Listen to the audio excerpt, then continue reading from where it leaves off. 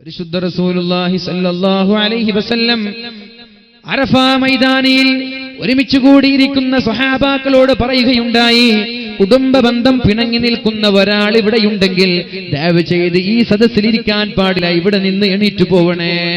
കുടുംബബന്ധം പിണങ്ങാന്ന് പറഞ്ഞാല് മാതാപിതാക്കളോട് പിണങ്ങ, ഭാര്യയോട് ഭർത്താക്കന്മാരോട് പിണങ്ങ, മൂത്താപ്പമാരളാപ്പമാരോട് പിണങ്ങ, ജ്യേഷ്ഠാനുജന്മാരോട് പിണങ്ങുക.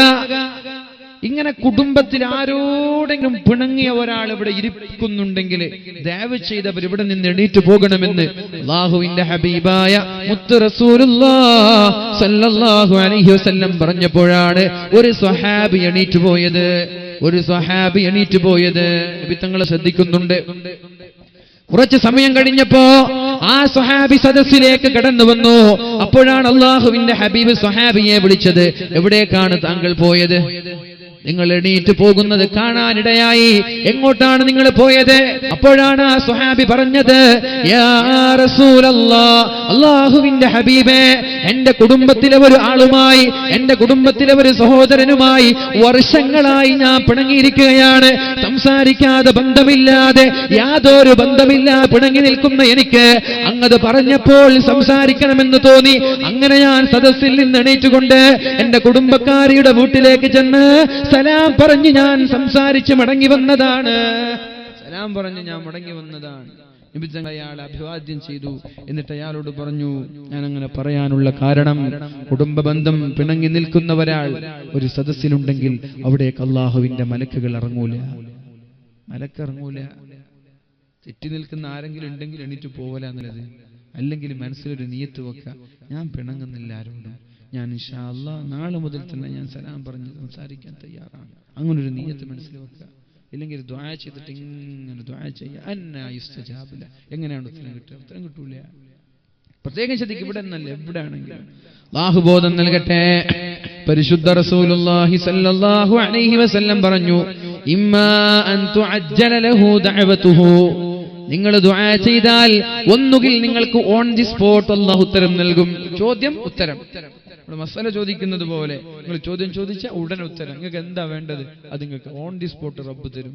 ഒന്നുകിൽ ഇങ്ങനെ 3 രീതിയിലാണ് മറുപടി ലഭിക്കുക എന്ന് പരിശുദ്ധ റസൂലുള്ളാഹി സ്വല്ലല്ലാഹു അലൈഹി വസല്ലം.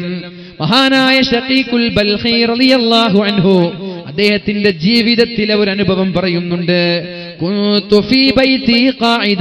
ഞാൻ എന്റെ വീട്ടിലിരിക്കുമ്പോഴാണ് എന്റെ ഭാര്യ എന്റെ സമീപത്തേക്ക് കടന്നു വന്നത്. ഞാൻ വീട്ടിലിരിക്കാൻ, അപ്പൊ എന്റെ ഭാര്യ വന്നിട്ട് പറഞ്ഞു, നിങ്ങൾ വലിയ പുതിയാപ്പിളായിട്ട് ഇരുന്നാ മതി, കാണുന്നില്ലേ മക്കളൊക്കെ പട്ടിണി കിടക്കുന്നത് കാണുന്നില്ലേ?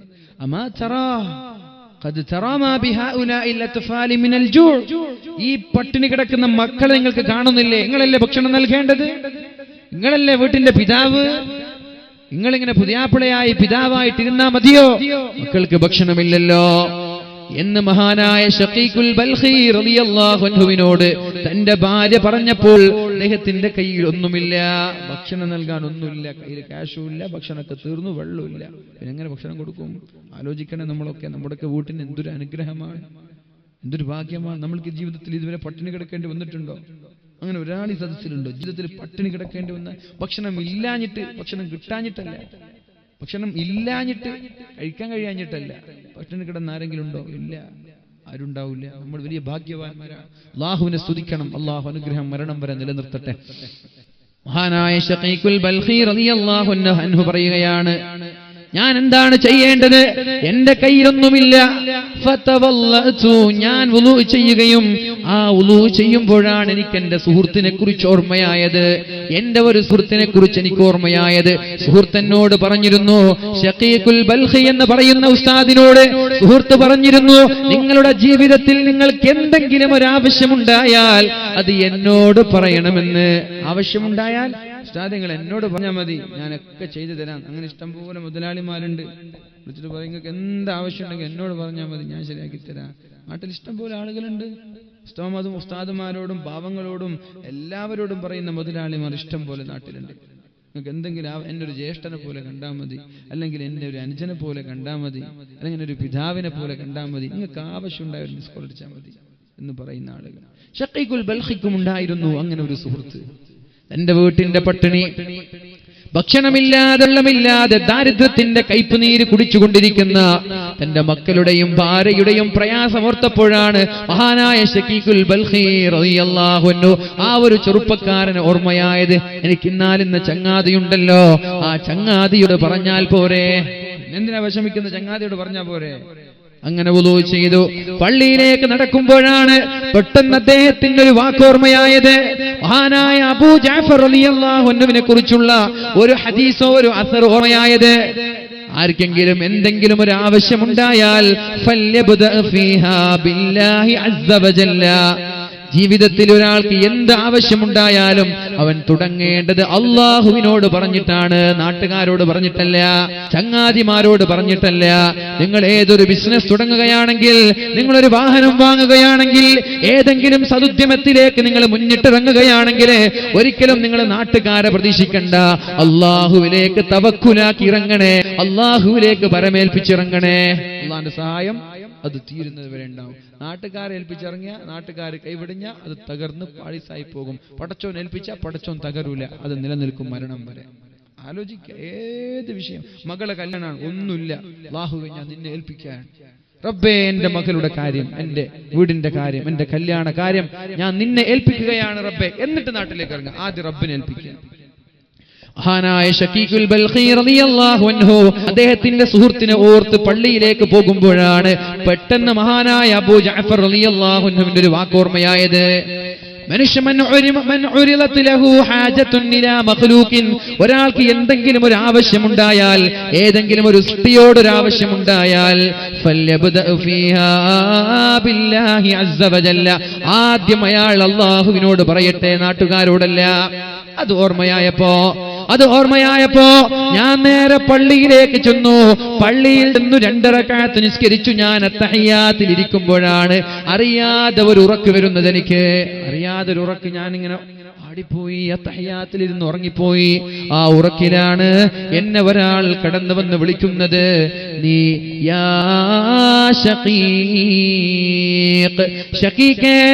ഷക്കീഖേ, എന്തെങ്കിലും ഒരു ആവശ്യമുണ്ടാകുമ്പോൾ ആ ആവശ്യം ആദ്യം മനുഷ്യന്മാരിലേക്ക് ഇറക്കുക, പിന്നെ റബ്ബിനെ കുറിച്ച് ആലോചിക്കുകയോ. അദ്ദേഹം അത്തഹിയ്യാത്തിൽ ഇങ്ങനെ ഇരിക്കുമ്പോൾ പെട്ടെന്നൊരു ഉറക്കം വരുന്നത് പോലെ അപ്പൊ ഒരാളോട് വിളിക്കുന്നുണ്ട്, യാ ഷഖീഖ്, നിങ്ങൾക്കൊരു ആവശ്യമുണ്ടായപ്പോ ആദ്യം റബ്ബിനെ മറന്നിട്ട് അടിമകളെ ഓർക്കുകയാണോ എന്നൊരു ചോദ്യം ചോദിച്ചു. അദ്ദേഹം ഞെട്ടി. അദ്ദേഹം പിന്നെ താൻ ഉദ്ദേശിച്ച സുഹൃത്തിനോട് പറയുന്നത് വേണ്ട, തന്റെ സുഹൃത്തിനോട് പറയുന്നത് വേണ്ട എന്ന് തീരുമാനിച്ചു. പള്ളിയിൽ തന്നെ ഇരുന്നു ഇശാഇന്റെ സമയം വരെ. വീട്ടിൽ പോയാൽ ഭാര്യ പ്രശ്നം ഉണ്ടാക്കും, വീട്ടിൽ പോയാൽ ഭാര്യ പ്രശ്നമുണ്ടാക്കുമല്ലോ. അതുകൊണ്ട് വീട്ടിലേക്ക് പോവാതെ ഇശാ നിസ്കാരം വരെ പള്ളിയിലിരുന്നു. എന്നിട്ട് ആരെയാണോ ഞാൻ ഉദ്ദേശിച്ചത് അയാളുടെ സമീപത്തേക്ക് പോവാതെ അള്ളാഹുവിലേക്ക് പരമേൽപ്പിച്ചുകൊണ്ട് ഞാൻ എന്റെ വീട്ടിലേക്ക് ചെല്ലുമ്പോഴാണ് എന്റെ സമീപത്തേക്ക് എന്റെ മകൾ കടന്നു വരുന്നത്. എന്റെ സുഹൃത്തിനെ തൽക്കാലം സുഹൃത്തിനെ കുറിച്ചുള്ള ചിന്തയ്ക്ക് ഒഴിവാക്കി ഞാൻ എന്റെ റബ്ബിലേക്ക് പരമേൽപ്പിച്ച് ഞാൻ ഇറങ്ങി. അങ്ങനെ ഞാൻ വീട്ടിലേക്ക് പോകുമ്പോ ആരെയാണോ ഞാൻ ഓർത്തത്, ആരാണോ എന്താവശ്യമുണ്ടായാലും സഹായിക്കാമെന്നുള്ള വാഗ്ദാനം എനിക്ക് നൽകിയത്, അയാൾ എന്റെ വീട്ടിലേക്ക് വന്നിട്ട് വീട്ടിലേക്ക് ആവശ്യമായ തുകകൾ നൽകി, വീട്ടിലേക്ക് ആവശ്യമായ ഭക്ഷണ പദാർത്ഥങ്ങൾ നൽകി അയാൾ തിരിച്ചു പോയിട്ടുണ്ട് എന്ന് മഹാനായ ശഖീഖുൽ ബൽഖി റളിയല്ലാഹു അൻഹു ഉദ്ധരിക്കുന്നുണ്ട്. അദ്ദേഹത്തിന്റെ ജീവിതത്തിൽ ഉണ്ടായ അനുഭവം അതാണ്. അല്ലാഹുവിന്റെ ഹബീബായ മുഹമ്മദുർ റസൂലുള്ളാഹി സ്വല്ലല്ലാഹു അലൈഹി വസല്ലമ തങ്ങൾ പറഞ്ഞത്, ഒരാൾ ദുആ ചെയ്താൽ 3-4 മറുപടി അയാൾക്ക് ലഭിക്കുക തന്നെ ചെയ്യും. ഒന്ന്, ഇമ്മാ അൻ തുഅജ്ജല ലഹു ദഅവതുഹു, ഓൺ ദി സ്പോട്ട് അല്ലാഹു അയാൾക്ക് ഉത്തരം നൽകും. ഓൺ ദി സ്പോട്ട് ചോദിക്കുക, ഉത്തരം അല്ലാഹു നൽകും. അങ്ങനെ ലഭിച്ച ഇഷ്ടംപോലെ ആളുകളുണ്ട്. 2, വഇമ്മാ അൻ യദ്ഖിറഹാ ലഹു ഫിൽ ആഖിറ, ദുആ ചെയ്യുകയാണ്, ഒരുപാട് ദുആ ചെയ്തു, എന്നിട്ടോ ഇവിടുന്ന് കിട്ടിയില്ല. ദുആ ചെയ്യാ, നിരന്തരമായി ദുആ ചെയ്ത് പകുതിയിൽ വെച്ചിട്ട് റബ്ബ് വെറുതെ പറയാണ്, ഇത്രയില്ല, ഒന്നുമില്ല, ഞാൻ ഇനി ദുആ ചെയ്യുന്നില്ല, പോയി, അതോടെല്ലാം നഷ്ടപ്പെട്ടു. അതൊന്നുമല്ല, റബ്ബിനോട് ദുആ ചെയ്യാൻ. മഹാനായ സക്കരിയ നബി അലൈഹിസ്സലാം അല്ലാഹുവിനോട് ദുആ ചെയ്തു, അല്ലാഹുവേ എനിക്കൊരു മകനെ തരണേ അല്ലാഹ്. എനിക്കൊരു മകനെ തരണേ റബ്ബേ. സക്കരിയ നബി അലൈഹിസ്സലാമിന്റെ പ്രാർത്ഥനയാണിത്. എത്ര കാലം ദുആ ചെയ്തെന്നറിയോ? അദ്ദേഹത്തിന് താടി രോമങ്ങളൊക്കെ നിരച്ചു വന്നു. അദ്ദേഹത്തിന്റെ ഭാര്യയ്ക്ക് പ്രസവിക്കൂല എന്ന് തന്നെ എല്ലാവരും ഉറപ്പിച്ച ഒരു സാഹചര്യം വരെ ദുആ ചെയ്തു. പ്രതീക്ഷയ്ക്ക് നഷ്ടപ്പെട്ടു. ഇനി താടിയൊക്കെ നിറച്ചു, ഞാൻ വൃദ്ധനായി, എന്റെ ഭാര്യ ആണെങ്കിൽ ഒരിക്കലും പ്രസവിക്കൂല. അങ്ങനെ ഒരു സാഹചര്യം വരുന്നത് വരെ മഹാനായ സക്കരിയ നബി അലൈഹിസ്സലാം ദുആ ചെയ്തു അല്ലാഹുവിനോട്. എന്താണ്? അങ്ങനെ അള്ളാഹുവിന്റെ പ്രതീക്ഷ കൈവിടിയാതെ വീണ്ടും വീണ്ടും വീണ്ടും ദുആ ചെയ്തപ്പോഴാണ് അള്ളാഹു സക്കരിയ നബി അലൈഹിസ്സലാമിനെ വിളിക്കുന്നത്. ആലോചിക്കണേ, മക്കൾ ഉണ്ടാകുന്ന കാര്യമാണിത്. മക്കളുണ്ടാകുന്ന കാര്യമാണ്. ചില ആളുകൾ 5 വർഷമായി കല്യാണം കഴിഞ്ഞിട്ട് മക്കളില്ല, 7 വർഷമായി, 10 വർഷമായി, 18 വർഷമായി മക്കളില്ല എന്നൊക്കെ പറയുന്ന ആളുകളുണ്ട്. സക്കരിയ നബി അലൈഹിസ്സലാമിന് റബ്ബ് മക്കളെ കൊടുത്തത് അദ്ദേഹത്തിന്റെ താടി രോമങ്ങളൊക്കെ നരച്ചതിന് ശേഷമാണ്. ഇബ്രാഹിം നബി അലൈഹിസ്സലാമിന് മക്കളെ നൽകിയത് 100ാമത്തെ വയസ്സിലാണ്. അതുവരെ ദുആ ചെയ്തു, നിരാശരായിട്ടില്ല. നമ്മൾ 2 വർഷം ദുആ ചെയ്യും, പിന്നെ അത് വിട്, അല്ലാഹ് തരുന്നൊന്നുമില്ല, ഇനി തരുന്നെങ്കിൽ തരട്ടെ എന്നൊക്കെ പറഞ്ഞിട്ട് നമ്മൾ ഒഴിവാക്കുക. അത് നമുക്ക് കിട്ടൂല. നമ്മൾ കിട്ടുമെന്നുള്ള പ്രതീക്ഷയിൽ റബ്ബിനോട് ആത്മാർത്ഥമായി ദുആ ചെയ്യാൻ തയ്യാറായാൽ അള്ളാഹുവിന് ഏത് സമയമാണെങ്കിലും തരാനൊരു പ്രയാസമില്ല. അള്ളാഹു പറയുന്നുണ്ട്, കാഫ്ഹാ യാ ഐൻ സ്വാദ് ذكر رحمة ربك عبده زكريا إذ نادى ربه نداء خفيا قال رب إني وهن العظم مني واشتعل الرأس شيبا ولم أكن بدعائك رب شقيا. അല്ലാഹുവേ, എന്റെ താടി രോമങ്ങൾ നരബാധിച്ചു തുടങ്ങിയിട്ടുണ്ട് റബ്ബേ. എന്റെ എല്ലെല്ലാം ദ്രവിച്ചു തുടങ്ങിയിട്ടുണ്ടല്ലോ. എന്റെ ആരോഗ്യം ക്ഷയിക്കാൻ തുടങ്ങിയിട്ടുണ്ട് റബ്ബേ. എന്നാലും ഞാൻ ദുആയിൽ നിന്ന് നിരാശനല്ല റബ്ബേ. എനിക്കൊരു മകനെ തരണേ അല്ലാഹ്. وإني خفت الموالي من ورائي وكانت امرأتي عاقرا فهب لي من لدنك وليا. അല്ലാഹുവേ, എന്റെ ഭാര്യ മച്ചിയാണ്, പ്രസവിക്കാത്ത ഒരു പെണ്ണാണ്, മച്ചിപ്പെണ്ണാണ്, പ്രസവിക്കാത്ത ഒരു പെണ്ണാണ്. എന്നാലും എനിക്ക് നിരാശയില്ല. ഫഹബ് ലീ മിൻ ലദുക വലിയ. അല്ലാഹുവേ, അതുകൊണ്ട് എനിക്കൊരു മകനെ താ റബ്ബേ. എത്ര കാലം നരബാധിക്കുന്നത് വരെ ദുആ ചെയ്തു. നമ്മൾ ദുആ ചെയ്യോ? നമ്മൾ മാക്സിമം 40 വയസ്സ് വരെ ദുആ ചെയ്യും, പിന്നെ നമ്മൾ നരബാധിച്ചു, കയ്യും കാലൊക്കെ ചുളിഞ്ഞു, വയസ്സായി, അപ്പോഴും ദുആ ചെയ്യ, അല്ലാഹു എനിക്ക് മക്കളെ വേണം. അങ്ങനെ ഇരിക്കുമ്പോഴാണ് അല്ലാഹു വിളിക്കുന്നത്, യാ സക്കരിയ ഇന്നാ നുബശ്ശിറുക ബിഗുലാം. സക്കരിയ നബിയെ, നിങ്ങൾ വിഷമിക്കേണ്ട, ഞാൻ നിങ്ങൾക്കൊരു മകനെ തരാം. ഇസ്മുഹു യഹ്യ, ആ മകന്റെ നാമമാണ് യഹ്യ എന്ന്. قال رب أنى يكون لي غلام وكانت امرأتي عاقرا. എങ്ങനെയാണ് റബ്ബേ എനിക്ക് മക്കളുണ്ടാവുന്നത്? എന്റെ ഭാര്യ പ്രസവിക്കാത്ത പെണ്ണല്ലേ. എങ്ങനെയാണ് റബ്ബേ എനിക്ക് മക്കളുണ്ടാകുന്നത്? വഖദ് ബലഗ്തു മിനൽ കിബരി അതിയ, ഞാൻ വാർദ്ധക്യത്തിന്റെ അങ്ങേയറ്റത്തേക്ക് എത്തിയിട്ടുണ്ട്. ഞാൻ വൃദ്ധനായി പിച്ചും പേയും പറയാൻ തുടങ്ങിയിട്ടുണ്ട്. എന്റെ ഭാര്യ ആണെങ്കിലും മച്ചിയാണ്. ഡോക്ടർമാർ പറഞ്ഞു നിനക്ക് മക്കളുണ്ടാവൂല, അല്ലെ? ഡോക്ടർമാർ പറഞ്ഞു നിങ്ങൾക്ക് മക്കളുണ്ടാവാൻ സാധ്യതയില്ല, നിങ്ങൾ നിരാശരാവണ്ട, ഡോക്ടർമാരെ മക്കളെ തരുന്നത് റബ്ബാണ്. ആ ഒരു പ്രതീക്ഷ ഉണ്ടാകും. ഡോക്ടർമാർ പറഞ്ഞു, നോക്കി ടെസ്റ്റ് ചെയ്തു, ടെസ്റ്റ് ചെയ്തു, സാധ്യതയില്ല, നിങ്ങൾ നിരാശരാവണ്ട, ഡോക്ടർമാരല്ലേ ഈ മക്കളെ തരുന്നത് റബ്ബാണ്.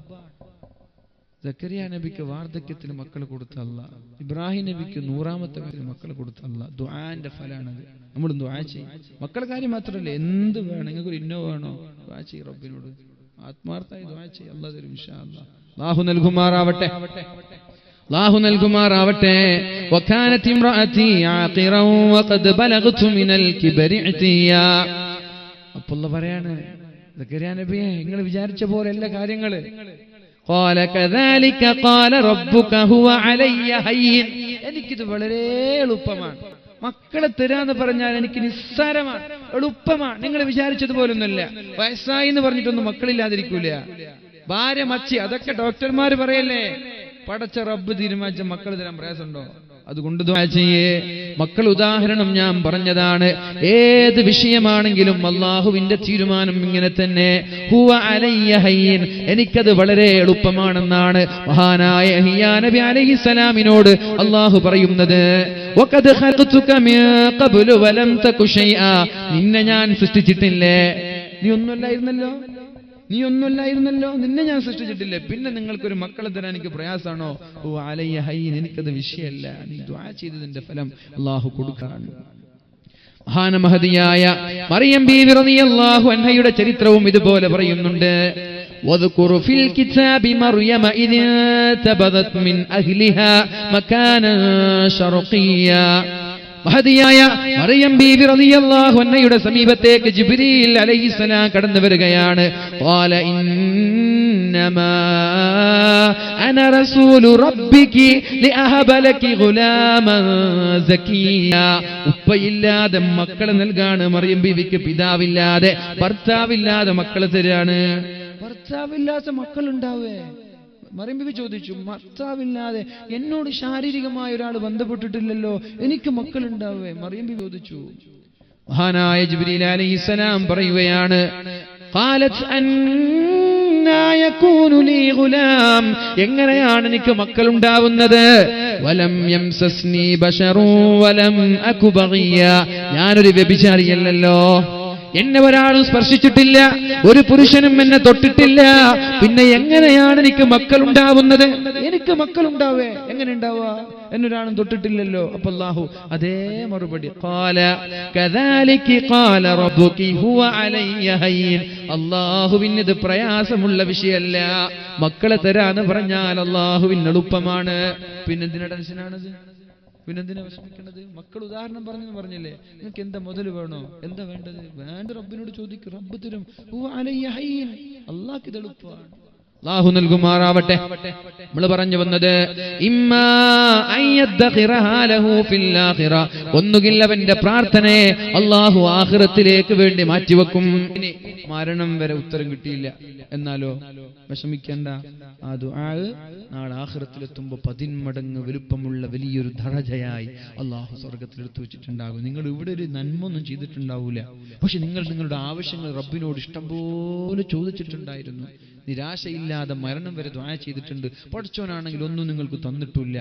നിങ്ങൾ നാളെ സ്വർഗ്ഗത്തിലെത്തുമ്പോൾ നിങ്ങൾക്ക് അപ്രതീക്ഷിതമായിട്ടുള്ള സ്വർഗീയ സുഖങ്ങൾ അല്ലാഹു സ്വർഗ്ഗലോകത്ത് ഒരുക്കി വെച്ചിട്ടുണ്ടാകും. അതുപോലെ ദുനിയാവിലുള്ള സുഖാണോ വേണ്ടത്, സ്വർഗ്ഗാണോ വേണ്ടത്? എന്താ വേണ്ടത്? ദുനിയാവാണോ വേണ്ടത്, സ്വർഗ്ഗാണോ വേണ്ടത്? സ്വർഗം. ദുനിയാവൊന്നുമില്ല. ദുനിയാവെന്ന് പറഞ്ഞാൽ എന്താ? ഒരു ഈച്ചയുടെ കൊതുകിന്റെ ചിറകിന്റെ ഭാരം പോലും, അത്ര ഒരു പരിഗണന പോലും ദുനിയാവിന് റബ്ബ് നൽകിയിട്ടില്ല. സ്വർഗം അതാണെല്ലാം. അള്ളാഹു നമ്മളേക്ക് സ്വർഗ്ഗലോകത്ത് ഒരുമിച്ച് കൂട്ടട്ടെ. ഹിസാബില്ലാതെ അദാബില്ലാത്ത സ്വർഗത്തേക്ക് അള്ളാഹു നമ്മൾ ഒരുമിച്ച് കൂട്ടട്ടെ. രണ്ടാമത്, ദുആ ചെയ്ത് ഉത്തരം കിട്ടിയില്ലെങ്കിൽ വിഷമിക്കേണ്ട, അള്ളാഹു നിങ്ങളുടെ സ്ഥാനം സ്വർഗത്തിൽ വർദ്ധിക്കാനാണ്, വലിയൊരു സ്ഥാനം നിങ്ങൾക്ക് നൽകാനാണ്. മൂന്നാമത്തേത്,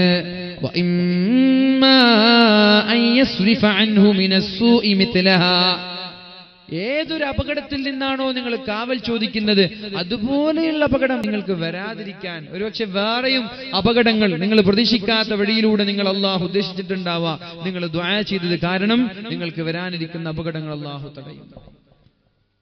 നമ്മുടെ നാട്ടിൽ, എൻ്റെ നാട്ടിൽ എൻ്റെ അയൽവാസിയായ 2 കുട്ടികൾ എടുത്തിട്ടാണ് മരിച്ചുപോയത്, കിണറ്റിൽ വീണിട്ട്. അള്ളാഹു ആ കുടുംബത്തിന് സമാധാനം നൽകട്ടെ. കിണറ്റിൽ വീണു, ഉമ്മമാരകത്താണ്. ഞാൻ എൻ്റെ ഇവിടെ ഒരുമിച്ചുകൂടെ എല്ലാ ആളുകളോടും എനിക്ക് പറയാനുള്ളത് ഒരു ദുആയാണ്. ആ ദുആ പഠിക്കുകയും എല്ലാ നിസ്കാര ശേഷം ആ ദുആ ജീവിതത്തിൽ പകർത്തുകയും ജീവിതത്തിൽ അള്ളാഹുവിനോട് ദുആ ചെയ്യുകയും വേണം. ഉമ്മമാര് വീട്ടിന്റെ അകത്തളങ്ങളിൽ പാചകം ചെയ്തുകൊണ്ടിരിക്കെ ആ വീട്ടിലാരും ആണുങ്ങളില്ലാത്ത സമയത്ത് എവിടെയോ മരിച്ച സ്ഥലത്തേക്ക് പോയിരിക്കുകയാണ്. 2 പിഞ്ചുമക്കൾ കിണറ്റിന്റെ സമീപത്ത് കളിച്ച് അവിടെ കൂട്ടിവെച്ചിരിക്കുന്ന മെറ്റലിന്റെ മുകളിൽ കയറി അവിടെ ഇരിക്കുന്ന നെറ്റ് കണ്ടപ്പോൾ അതിലൊന്ന് ഊഞ്ഞാലാടാനാണോ എന്നറിയില്ല. അപ്രതീക്ഷിതമായി ഒരു കുടുംബത്തിന് അല്ലാഹു നൽകിയ ആഘാതമാണ്. ഇങ്ങനൊരു ആഘാതം നമ്മുടെ കുടുംബങ്ങളിലേക്ക് വരാതിരിക്കാൻ, ഇങ്ങനെ ഒരു പ്രയാസം നമ്മുടെ കുടുംബത്തിലേക്ക് വരാതിരിക്കാൻ എങ്ങനെയാണ് സഹിക്കാൻ പറ്റുക? 10 മാസം ഗർഭം ചുമന്ന ഉമ്മ, 2 വർഷക്കാലം മുലപ്പാല് നൽകിയ ഉമ്മ, മക്കളുടെ പ്രഭാവിക്ക് വേണ്ടി കഠിനാധ്വാനം ചെയ്ത് നാടില്ലാതെ പ്രവാസ ലോകത്തേക്ക് ചെന്നവിടെ അധ്വാനിച്ച 2 പിതാക്കന്മാർ, എങ്ങനെയാണ് ഒരു കുടുംബത്തിന് സഹിക്കാൻ പറ്റുക? മക്കൾ നടന്ന് കാണാൻ, മക്കളൊന്ന് സഞ്ചരിക്കുന്നത് കാണാൻ, മക്കളൊന്ന് ഓടുന്നത് കാണാൻ, മക്കളൊന്ന് സംസാരിക്കുന്നത് കാണാൻ ഒരുപാട് പ്രതീക്ഷയോടെ കാത്തിരുന്ന രണ്ട് ഉമ്മമാർ അല്ലാഹുവർക്ക് പകരം നൽകുമാറാവട്ടെ. അല്ലാഹുവർക്ക് സ്വർഗീയ ലോകത്തൊരു ഭവനം നിർമ്മിക്കുമാറാവട്ടെ. അതിനാണ് ബൈത്തുൽ ഹംദി, സ്തുതിയുടെ വീട് എന്ന നാമമുള്ള ഒരു വീട് അല്ലാഹു ആ കുടുംബത്തിന് നൽകുമാറാവട്ടെ. പക്ഷെ ഞാൻ പറയട്ടെ, ഇങ്ങനൊരു അപകടം വന്നാൽ നമ്മൾക്ക് പിടിച്ചു നിൽക്കാൻ പറ്റുമോ? മക്കളില്ലാത്ത ഒരു ഭാര്യയുടെ, മക്കളില്ലാത്തൊരു പിതാവിന്റെ വിഷമം അനുഭവിക്കുന്ന ഒരാൾക്കറിയാം. ഉള്ള മക്കൾ മരിച്ചു പോയാലുള്ള അവസ്ഥ എന്താ? ഇങ്ങനൊരു അപകടം വരാതിരിക്കാൻ, ഇങ്ങനൊരു പ്രശ്നം വരാതിരിക്കാൻ വേണ്ടി ദുആ ചെയ്യണേ. അല്ലാഹുമ്മ ഇന്നാ നഊദു ബിക മിൻ സവാലി നിഅമതിക വതഹവ്വുലി ആഫിയതിക വഫുജാഅതി നിഖ്മതിക വജമീഇ സഖതിക. പഠിച്ചോ? അല്ലാഹുമ്മ ഇന്നി അഊദു ബിക മിൻ സവാലി നിഅമതിക വതഹവ്വുലി ആഫിയതിക വഫുജാഅതി നിഖ്മതിക വജമീഇ സഖതിക. അല്ലാഹുമ്മ ഇന്നി അഊദു ബിക മിൻ സവാലി നിഅമതിക വതഹവ്വുലി ആഫിയതിക വഫുജാഅതി നിഖ്മതിക വജമീഇ സഖതിക. അല്ലാഹുവേ ഞാൻ നിന്നോട് കാവൽ തേടുകയാണ് റബ്ബേ. അല്ലാഹുമ്മ ഇന്നാ നഊദു ബിക, നിന്നോട് ഞങ്ങൾ കാവൽ തേടുകയാണല്ലോ. മിൻ സവാലി നിഅമതിക, നീ തന്ന നിഅമത്ത് നീ കൊണ്ടുപോവല്ലേ അല്ലാ. നീ തന്ന ജോലി നീ കൊണ്ടുപോവല്ലേ അല്ലാ. നീ തന്ന ശബ്ദം നീ കൊണ്ടുപോവല്ലേ അല്ലാ. നീ തന്ന ആരോഗ്യം നീ കൊണ്ടുപോവല്ലേ അല്ലാ. നീ തന്ന ബിസിനസ് നീ കൊണ്ടുപോവല്ലേ അല്ലാ. നീ തന്ന കാഴ്ചശക്തി കൊണ്ടുപോവല്ലേ അല്ലാ. നീ തന്ന മക്കളെ കൊണ്ടുപോവല്ലേ അല്ലാ. ഞങ്ങളുടെ മരണം വരെ നീ നിലനിർത്തണേ അല്ലാ.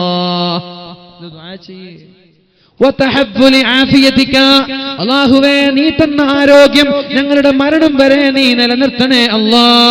പകുതിയിൽ വെച്ച് ആക്സിഡന്റ് ആയി കിടക്കുന്നൊരവസ്ഥ നീ ഞങ്ങൾക്ക് തരല്ലേ അല്ലാ. കാലിന് ബാധമുള്ളൊരവസ്ഥ തരല്ലേ അല്ലാ. വെള്ളപ്പാണ്ട് ബാധിക്കുന്നൊരവസ്ഥ തരല്ലേ അല്ലാ. ഈയടുത്ത് കോഴിക്കോട് ഭാഗത്തൊരു വാലിന് പോയപ്പോഴാണ് അവിടെയുള്ള ഒരു സഹോദരൻ വേദനയോടെ പറഞ്ഞത് ഞാൻ ഓർക്കുന്നത്. എന്റെ മകൾക്ക് 18 വയസ്സായി, ദുആ ചെയ്യണം, കല്യാണ ആലോചനകളൊന്നും ശരിയാവുന്നില്ല. അതിന് കാരണം പറഞ്ഞത്, എന്റെ പൊന്നുമോൾ അവള് പഠിച്ചുകൊണ്ടിരിക്കുകയാണ്, അവളുടെ ശരീരമാസകലം വെള്ളപ്പാണ്ട് ബാധിച്ചിരിക്കുകയാണ്, മുഖത്തും കൈകളിലും വെള്ളപ്പാണ്ട് ബാധിച്ചിരിക്കുകയാണ്. ഒരുപാട് ഡോക്ടർമാരെ കാണിച്ചു, ഹോമിയോപ്പതികളായ ഡോക്ടർമാരെ കാണിച്ചു, തങ്ങന്മാരെ കാണിച്ചു, ശിഫയില്ല, സമനമില്ല, ദുആ ചെയ്യണമെന്ന് പറഞ്ഞു. അല്ലാഹുവേ ആ സഹോദരിക്ക് ശിഫ നൽകണേ അല്ലാ. എന്റെ പ്രിയമുള്ള സഹോദരങ്ങളെ, ഇങ്ങനൊരു അസുഖം നമ്മൾക്ക് വന്നാൽ നമ്മുടെ കഥ എന്താണ്? പുറത്തിറങ്ങാൻ പറ്റുമോ? കല്യാണം കഴിയാൻ പോകുന്ന നമ്മുടെ പെൺമക്കൾക്ക് വന്നാൽ ആ പെൺമക്കളെ കല്യാണം കഴിച്ചു കൊടുക്കാൻ പറ്റുമോ? അത് വരാതിരിക്കാൻ വേറെ ഒരു സഹോദരൻ കണ്ണൂർ ജില്ലയിലൊരു പ്രഭാഷണത്തിന് പോയപ്പോ മുറിയിലേക്ക് വന്നിട്ട് കരഞ്ഞുകൊണ്ട് പറഞ്ഞ രംഗം ഞാൻ ഓർക്കുകയാണ്. ഉസ്താദേ, എന്റെ പെങ്ങള്, എന്റെ സഹോദരി 8ാം ക്ലാസ്സിൽ പഠിക്കുമ്പോഴാണ് എന്റെ സഹോദരിയുടെ തലമുടി ഓരോന്നായി കൊടിഞ്ഞുകൊണ്ടിരിക്കുന്നത്. ഒരുപാട് ഡോക്ടർമാരെ കാണിച്ചു, ശമനമില്ല. SSLC കഴിയുമ്പോഴേക്കും എന്റെ പെങ്ങളുടെ തലയിൽ നിന്ന് മുടി മുഴുവനും കൊഴിഞ്ഞു പോയി. ഉസ്താദേ, ഇങ്ങനെയാണ് കല്യാണം കഴിക്കുക? ഒരു പെണ്ണിന്റെ സൗന്ദര്യം മുടിയാണല്ലോ. അവർക്ക് മറച്ചു വെച്ച് കല്യാണം കഴിക്കാമെന്ന് പറഞ്ഞാൽ ഭർത്താവിന് ഇത് കാണാതിരിക്കുന്നൊരു വിഷയമല്ലല്ലോ. എന്താണ് ചെയ്യേണ്ടത്? ദുആ ചെയ്യണേ. ഇന്ന് എന്റെ പെങ്ങൾക്ക് 28 വയസ്സാണ്. എന്റെ പെങ്ങൾക്ക് 28 വയസ്സാണ്. അവളുടെ അനുജത്തിയുണ്ട്, ഡിഗ്രി പഠനം പൂർത്തിയാക്കി കല്യാണ ആലോചനകൾക്ക് കാത്തിരിക്കുന്നത്. പക്ഷേ ഈ 28-കാരിയായ എന്റെ മകൾ കല്യാണം കഴിക്കാതെ നിൽക്കുമ്പോ എങ്ങനെയാണ് ഈ 21-കാരിക്ക് കല്യാണം കഴിച്ചു കൊടുക്കുന്നത്? ഇങ്ങനെ ഒരു അപകടം നമ്മുടെ ജീവിതത്തിൽ വന്നാൽ നമ്മുടെ കഥ എന്താണ്? അതുകൊണ്ട് ദുആ ചെയ്യ്. അല്ലാഹുമ്മ ഇന്നി അഊദു ബിക മിൻ സവാലി നിഅമതിക, നീ തന്ന നിഅമത്ത് നീ തിരിച്ചെടുക്കല്ലേ അല്ലാ. ഗൾഫിൽ പോയാൽ അറിയാം, അബൂദാബിയിലും ദുബായിലുമുള്ള 100 ചെറുപ്പക്കാർ ജോലിയില്ലാതെ കഷ്ടപ്പെടുന്നത്, മാസങ്ങളായി ജോലിയില്ലാതെ മുറിയിൽ തന്നെ കിടക്കുന്നത്. ഇന്നലെ സൗദിയിൽ നിന്ന് എന്റെ ഒരു സുഹൃത്ത് വിളിക്കുകയുണ്ടായി. എന്നിട്ട് പറഞ്ഞു, ജോലിയുടെ കാര്യം വളരെ പ്രതിസന്ധിയിലാണ്, ദുആ ചെയ്യണമെന്ന്. വളരെ നല്ല ജോലി ഉണ്ടായിരുന്ന, 1 ലക്ഷത്തോളം സാലറി ഉണ്ടായിരുന്ന ഒരു ചെറുപ്പക്കാരൻ ഇന്നലെ വിളിച്ചു പറഞ്ഞു, വല്ലാത്ത കഷ്ടപ്പാടിലാണ്, ദുആ ചെയ്യണമെന്ന്. ഇങ്ങനൊരു അപകടം വന്നാൽ നമ്മുടെ അവസ്ഥ എന്താ നമ്മൾക്ക് ചെയ്യാൻ പറ്റുക? അതുകൊണ്ട് ദുആ ചെയ്യണേ, അപകടങ്ങൾ വരാതിരിക്കാൻ വേണ്ടി. അല്ലാഹുമ്മ ഇന്നി അഊദു ബിക മിൻ സവാലി നിഅമതിക, നീ തന്ന നിഅമത്ത് നീ തിരിച്ചു കൊണ്ടുപോകല്ലേ അല്ലാഹ്. വതഹബ്ബുലി ആഫിയതിക, നീ തന്ന ആഫിയത്ത് നീ തിരിച്ചു കൊണ്ടുപോവല്ലേ അല്ലാഹ്. എന്റെ മരണം വരെ ആഫിയത്ത് നൽകണേ അല്ലാഹ്. വഫുജാഅതി നിഖമതിക, പെട്ടെന്നുള്ള അപകടങ്ങൾ നീ ഞങ്ങൾക്ക് നൽകല്ലേ അല്ലാഹ്. പെട്ടെന്നുള്ള അപകടങ്ങളാണ് ആ ഒരു സഹോദരിക്ക് വെള്ളപ്പാണ്ട് വന്നത്. പെട്ടെന്നുള്ള അപകടമാണ് ആ ഒരു സഹോദരിയുടെ തലയിൽ നിന്ന് മുടി മുഴുവനും കൊഴിഞ്ഞു പോയത്. പെട്ടെന്നുള്ള അപകടമാണ് ഇന്നലെ ആദൂരിൽ വെച്ചൊരു ചെറുപ്പക്കാരൻ ബുള്ളറ്റിലൂടെ യാത്ര ചെയ്യുമ്പോൾ അറിയാതെ ഒരു ബസ്സുമായി ആക്സിഡന്റ് പറ്റി മരിച്ചുപോയത്. പെട്ടെന്നുള്ള ആക്സിഡന്റ് ആണ്. എന്തെങ്കിലും നമ്മുടെ ഷോപ്പുകൾക്കെതിരെ, നമ്മുടെ ബിസിനസ് സാമ്രാജ്യങ്ങൾക്കെതിരെ ഹുകൂമത്തിന്റെ ചില നിയമങ്ങൾ വരുന്നത്. മാനിൽ പോയപ്പോ ഒരു സഹോദരൻ പറഞ്ഞു, ഒരു ക്ലിനിക്ക് നടത്തുന്ന ഒരു സഹോദരനാണ്, എറണാകുളം ജില്ലയിലുള്ള. അയാൾ പറഞ്ഞു, നമ്മള് നല്ല ഉഷാറായി, എന്റെ ക്ലിനിക്ക് വളരെ ഉഷാറായി നല്ല ലാഭമുള്ളൊരു സമയത്താണ് പിന്നെ ഹുകൂമത്തിന്റെ ആളുകൾ വന്നിട്ട് നിങ്ങൾ അത് മാറ്റണം, ഇത് മാറ്റണം, ബിൽഡിംഗ് ഇവിടെ നിന്ന് മാറണമെന്ന് പറഞ്ഞത്. ഞാൻ ചോദിച്ചു എന്താ കാരണം? അപ്പൊ പറഞ്ഞു, ഇത് സൗകര്യം പോരാൻ. ഞാൻ പോയി നോക്കുമ്പോൾ നമ്മുടെ നാട്ടിലുള്ള ഏറ്റവും വലിയ ഹോസ്പിറ്റലിനേക്കാൾ സൗകര്യം ആ ക്ലിനിക്കിലുണ്ട്. പക്ഷെ അള്ളാന്റെ ഒരു പരീക്ഷണമാണ്. എന്നിട്ട് പറഞ്ഞു, നിങ്ങൾ ബിൽഡിംഗ് വേറെ മാറണം. ബിൽഡിംഗ് മാറാനാണെങ്കിൽ ഒരുപാട് ചെലവുണ്ട്. അദ്ദേഹം അവസാനം പറഞ്ഞു, ഞാൻ അപ്പുറത്തുള്ള ഫ്ലാറ്റും കൂടി കൂട്ടിച്ചേർത്തിട്ട് ചെയ്തോട്ടെ. സമ്മതം കൊടുത്തിട്ട് ഇതിലേക്ക് ചേർക്കാൻ വേണ്ടി ഇന്റീരിയർ വർക്കേഴ്സിനെ വിളിച്ചപ്പോൾ അവർ വരുന്നില്ല. അങ്ങനെ ഒരുപാട് പ്രതിസന്ധി. അള്ളാഹു എളുപ്പത്തിലാക്കി കൊടുക്കട്ടെ.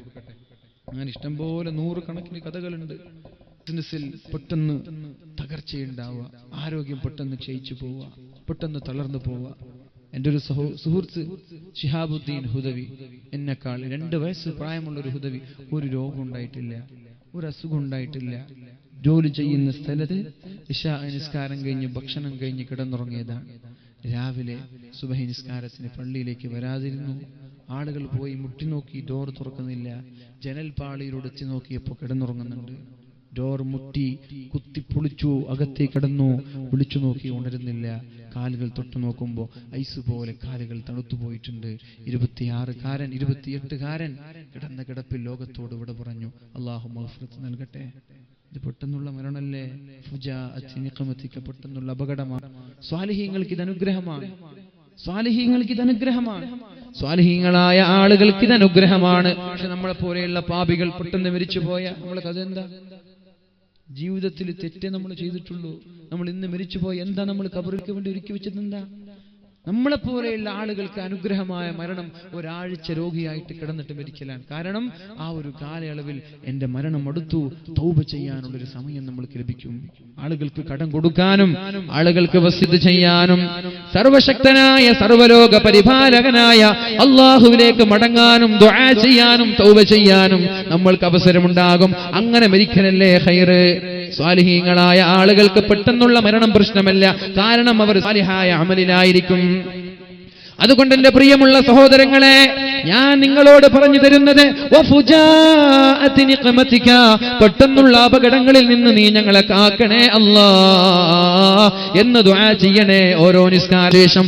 അല്ലാഹുമ്മ ഇന്നി അഊദു ബിക മിൻ സവാലി നിഅമതിക വതഹബ്ബുലി ആഫിയതിക വഫുജാഅതി നിഖമതിക വജമീഇ സഖതിക. അല്ലാഹുവേ പെട്ടെന്നുള്ള അപകടങ്ങളിൽ നിന്ന് കാക്കണേ അല്ലാഹ്. ആരോഗ്യം മരണം വരെ നിലനിർത്തണേ അല്ലാഹ്. നീ തന്ന നിഅമത്ത് നിലനിർത്തണേ അല്ലാഹ്. ലക്ഷക്കണക്കിന് കോടിക്കണക്കിന് രൂപയുടെ മൂല്യമുള്ള വലിയ വലിയ ഫർണിച്ചർ ഷോപ്പുകളൊക്കെ പെട്ടെന്നൊരു പ്രഭാതത്തിൽ കത്തിപ്പോയാൽ, നമ്മുടെ ബിസിനസ് സാമ്രാജ്യം തകർന്ന് തരിപ്പണമായാൽ നമ്മൾക്കത് സഹിക്കാൻ പറ്റോ? അത് വരാതിരിക്കാൻ ഇങ്ങനെ ഒരു ദുആ ചെയ്യണേ. അല്ലാഹു നമ്മളെ രക്ഷപ്പെടുത്തുമാറാവട്ടെ. നിങ്ങൾ ദുആ ചെയ്താൽ മൂന്നാമതായി അപകടം നിങ്ങളെ വരാതെ അള്ളാഹു കാത്തു സൂക്ഷിക്കുമെന്ന് അള്ളാഹുവിന്റെ ഹബീബ് പറഞ്ഞപ്പോഴാണ് സ്വഹാബാക്കൾ പറഞ്ഞത്, എന്നാൽ ഞങ്ങൾ ദുആ അധികരിപ്പിക്കാൻ പോവുകയാണ്, എന്ത് ആവശ്യമുണ്ടായാലും അള്ളാഹുവിനോട് ചോദിക്കാൻ പോവുകയാണെന്ന് അള്ളാഹുവിനോട് പറഞ്ഞപ്പോഴാണ് അള്ളാഹു പറഞ്ഞത്, അല്ലാഹു അക്ബർ, നിങ്ങൾ എത്ര ചോദിച്ചാലും അള്ളാഹുവിന്റെ ഖജനാവിൽ നിന്ന് കുറയുകയേ ഇല്ല. അതാണ് അള്ളാഹു. നാട്ടാരോടെ ഇപ്പൊ ഞാൻ ചോദിക്കട്ടെ, നമ്മളിവിടെ പിരിവിന് നമ്മളെ അഷ്റഫ് കാർഡ് ഉണ്ട്, അഷ്റഫ് ഒരുപാട് ഇതിനു വേണ്ടി ചെലവഴിച്ചു. അഷ്റഫ് കാർഡ് ഞാൻ വീണ്ടും ചോദിക്കുകയാണ്, നിങ്ങൾ 1 ലക്ഷം കൊടുക്കാൻ തയ്യാറുണ്ടോ? അഷ്റഫ് നിങ്ങൾ കുറെ കൊടുത്തല്ലേ, അങ്ങനെ പറയും. മൂപ്പർക്ക് തരുമായിരിക്കും, ഞാൻ ഉദാഹരണം പറഞ്ഞ നമ്മൾ കൊടുത്തല്ലേ. പക്ഷെ റബ്ബ് അങ്ങനെയല്ല. ഇന്ന് ചോദിച്ചു, നാളെ ചോദിച്ചു, മറ്റന്നാൾ ചോദിച്ചു, പിന്നെ ഇന്ന് തന്നെ വീണ്ടും ചോദിച്ചു, റബ്ബ് തരും. അള്ളാഹുവിന്റെ ഖജനാവ് വിശാലമാണ്. അല്ലാഹു അക്ബർ. അള്ളാഹുവിന്റെ അടുത്ത് ഇഷ്ടം പോലെയുണ്ട്. ചോദിക്കാൻ നാണം വേണ്ട, ചോദിക്കാൻ ഷെയിം വേണ്ട. എന്താ നിങ്ങൾക്ക് ആവശ്യമുള്ളത് ഹലാലായതൊക്കെ ചോദിച്ചു വാങ്ങിക്കോളി, റബ്ബ് തരും. വിശ്വാസം